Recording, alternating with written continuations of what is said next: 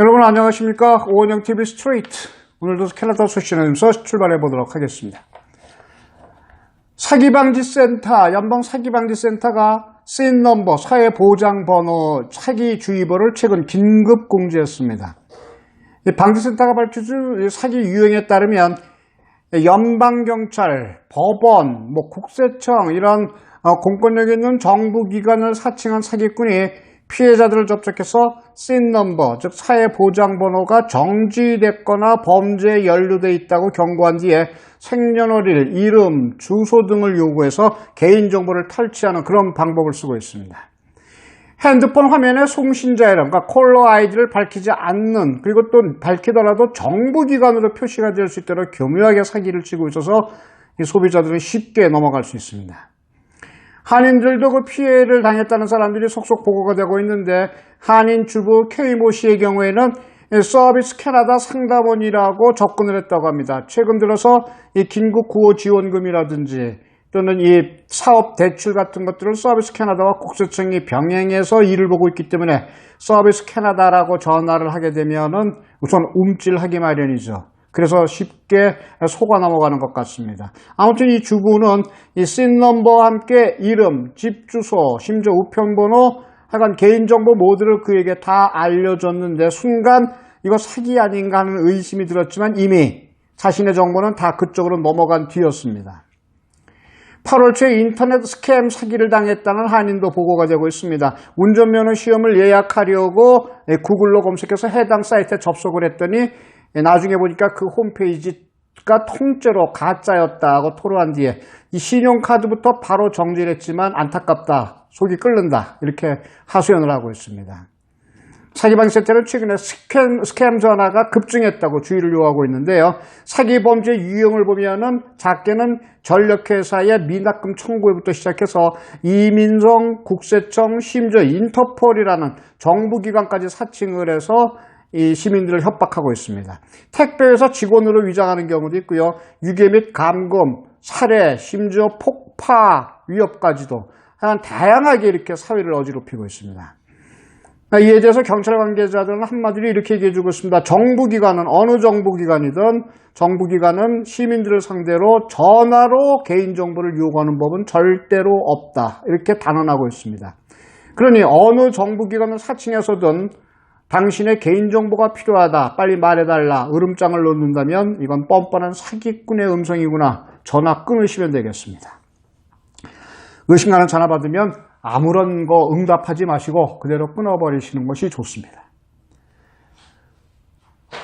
다음 소식입니다. 지난달 온타리오주 경제제재가 3단계에 돌입하면서 코로나 급속에 대한 확산에 대한 우려가 커졌는데 결과는 좀 괜찮은 것 같습니다. 실제로는 상황이 많이 개선됐다고 합니다.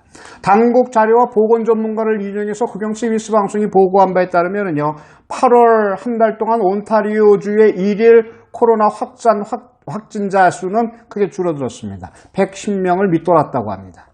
이는 7월보다 어쨌든 훨씬 낮아진 숫자입니다. 일부 전염병학자들은 코로나 확진자가 크게 늘어날 것이라고 7월부터 우려를 해왔었는데 8월 통계를 보니 그와는 반대되는 현상, 반가운 현상이 나타났습니다. 전문가들은 실내 마스크 착용 의무화 그리고 거리두기 등의 그 코로나 방역 수치 지침이 비교적 잘 지켜졌기 때문이라고 표현을 해주고 있습니다. 온주의 코로나 대응 방식이 비교적 선방을 해냈다고 평가를 해주고 있는 거죠. 또 여름철 야외 활동이 많이 늘어난 점도 코로나 확산보다는 상황 개선에 많이 도움을 줬다 이렇게 얘기를 해줍니다. 실내 활동보다는 야외 활동을 했기 때문에 다분히 거리두기가 자연스레 형성이 돼서 코로나 확산율을 낮추는 그런 효과를 봤다는 얘기죠. 지난 28일 기준으로 하면 온주의 코로나 신규 확진자는 전날보다 4명 늘어난 122명, 120명대로 지금 집계가 되고 있습니다. 더 늘어나지는 않고 이제 9월에 들어서 찬바람이 서서히 불기 시작하면 좀 더 가라앉아서 각 분야의 의료 전문가들은 1년, 2년까지 점치는 사람들이 있긴 합니다만, 올 연말 독감과 더불어서 어떻게 좀 끝장이 났으면 좋겠다는 그런 바람도 있습니다. 다음 소식입니다. 한쪽에서는 캐나다 이민 내지는 캐나다 시민권이 꿈인데 다른 한쪽에서는 국적 포기를 고민 중입니다. 코로나 사태로 시민권을 포기를 원하는 그런 한인들이 늘어나고 있다는 얘기인데요. 시민권 받을 생각을 접은 그런 영주권자들도 늘고 있다는 얘기입니다. 코로나19 이후에 한국과 캐나다 양국 간이 국경을 폐쇄했죠. 그래서 외국인의 방문을 피차 간에 서로 꺼리는 그런 입장이 되니까 양국 간 이동이 자유롭지가 못합니다. 그래서 시민권보다는 영주권만 유지하겠다, 이런 사람들이 많이 늘고 있다는 얘기입니다. 그리고 영주권자나 시민권자, 글쎄요, 투표권 외에는 사회보장보험 또는 의료보험, 이런 여러 가지 사회 혜택에서 별 차이가 없다는 것도 이런 생각을 하게 되는 배경 중에 하나인데요. 토론토 총영사관에 물어보면 그런 예집을 해줍니다. 코로나 이후에 국적 문의가 상당히 많이 늘었다고 얘기해 주면서요. 한국 국적으로 이 국적을 회복하려면 한국의 법무부에 국적 회복 신고를 먼저 하고 1년 이내에 캐나다 국적 포기를 증명해야 한다고 설명해 주고 있습니다. 그런데 캐나다 국적을 포기한다고, 그러니까 캐나다 시민권자를 포기한다고 해서 영주권자로 되돌아가는 건 아닙니다. 영주권 절차를 다시 밟아야 합니다. 올해 초에 시민권을 취득했던 한 동포 얘기를 들어보면 코로나로 한국 방문이 어려워져서 영주권으로 다시 받고 신청이다. 왜 그러냐면 시민권을 받으면 의료보험 혜택이라든가 한국에서 해주고 있는 각종 혜택을 받기가 오히려 어렵기 때문에 차라리 이럴 바에는 영주권자로 있는 게 좋지 않겠나는 그쪽으로 생각이 기울고 있다. 이렇게 얘기해주고 있습니다. 또 다른 동포는 내년에 시민권 시험을 볼까 준비 중이었는데 차라리 현 영주권자의 신분을 지키고 시민권 시험은 치룰 생각이 없다라고 얘기해주고 있습니다. 이 같은 현상에 대해서 일부 비판적인 시각은 두 나라의 좋은 점만을 택하려고 하는 이기적인 발상이다, 이런 얘기를 해주고 있는데요. 문제는 65세 이후입니다. 시민권자로서의 65세 이후와 영주권자로서의 65세 이후, 캐나다의 경제력이랄지 캐나다의 국격으로 볼 때 계속 그것이 유지될 수 있을지 잘 판가름을 해야 될 것 같습니다. 이 캐나다 펜션, 이게 앞으로 10년에 어떤 변형을 일으킬지 모른다는 점도 영주권 또는 시민권, 이 체류 자격을 어떤 것으로 할 것인가를 택하실 때 한 번쯤 신중히 고려해 보시는 것이 좋겠다는 생각입니다. 물론 개인적인 생각입니다. 한국 이야기도 좀 해보죠. 이사야 여러분 아시죠? 구약성서에 나오는 선지자입니다. 그의 예언을 적은 이사야 53장, 여러분들 다 잘 아실 겁니다. 인간의 죄를 대신 짊어지고 죽음당한 어린 양 메시아 예수 그리스도에 관한 얘기죠. 이사야 53장 5절은 그렇게 적고 있습니다. 그가 찔림은 우리의 허물로 인함이요 그가 상함은 우리의 죄악 때문이다. 그가 징계를 받음으로 우리는 평화를 얻고 그가 채찍에 맞음으로 우리는 나음을 얻었도다. 여러분 잘 아시는 기절이죠. 서울 청파교회라는 곳이 있고 담임 목사는 김기성 목사님입니다. 이 구절을 인류 역사상 개인적으로는 가장 아름다운 성구로 꼽는다고 얘기해주고 있습니다. 위기의 시대, 인생의 숭고함을 노래해줬기 때문이죠. 이 노래는 아시다시피 이스라엘 역사에서 가장 어두운 시기에 탄생을 했습니다. 바벨론 유수 때 만들어진 시인데요. 기원전 587년에 유대인이 신바빌로니아 제국의 수도 바벨론에 포로로 잡혀간 이후 50년 기간을 가리킵니다. 아시다시피 팝그룹 보니엠의 히트송 바빌론 강가에서 Rivers of Babylon이라는 노래로도 많이 알려졌죠. 이 내용이 By the rivers of Babylon, there we sat down. 여러분들도 기억하시는 그런 노래일 겁니다. 자, 제가 불중하게 이 김 목사님을 갑자기 불러낸 것은 코로나19 때문입니다. 지난 7월 초순에 유튜브에 공개된 그의 코로나 시대, 하나님이 우리에게 원하시는 것, 이 설교 영상이 참 화제가 되고 있더군요. 조회수가 무려 65만 회를 넘어섰습니다. 코로나19 시대를 살아가는 신앙인의 소임을 말하고 있는데 특히 제2차 대감염의 큰 원인으로 지목된 일부 교회의 대면 예배, 이것을 스스로 비판하고 있습니다.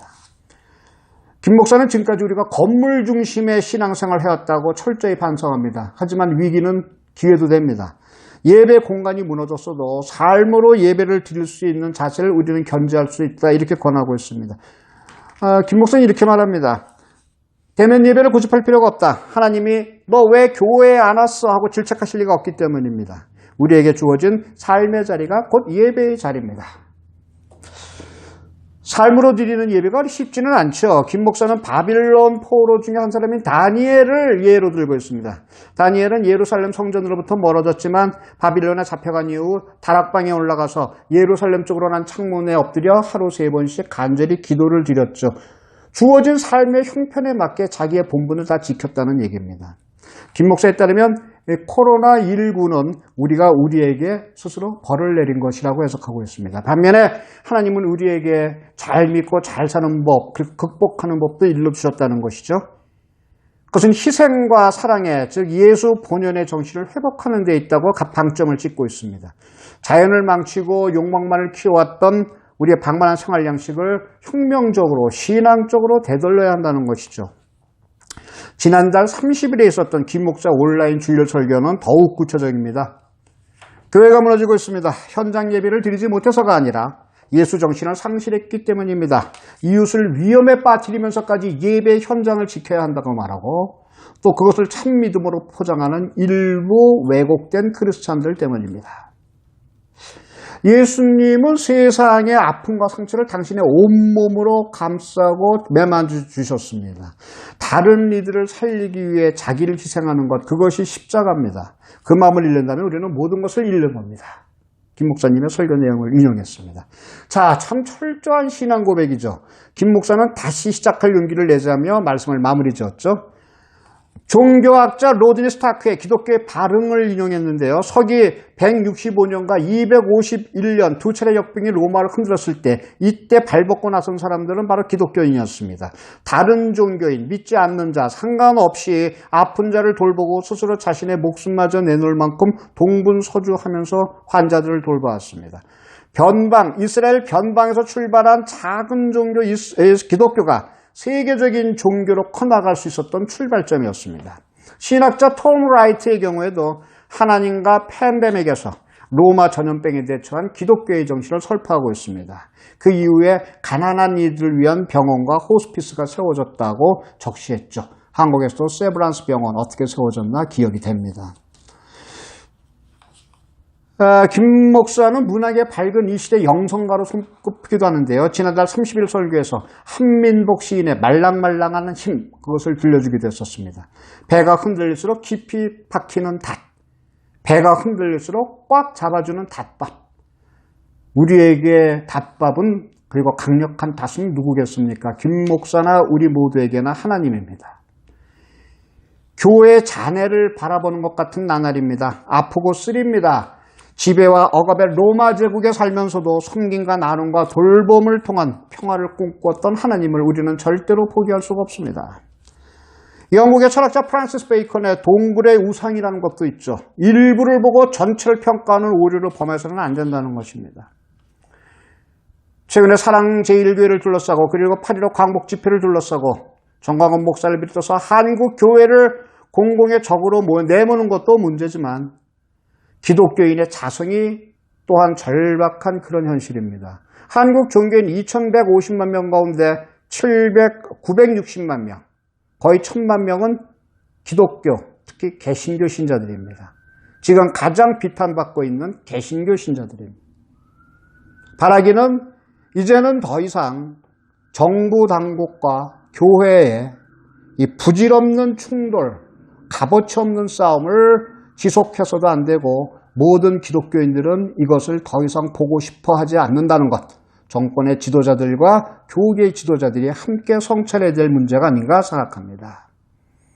오은영 TV 스트레이트, 다음 시간에 여러분 다시 찾아뵙겠습니다. 감사합니다.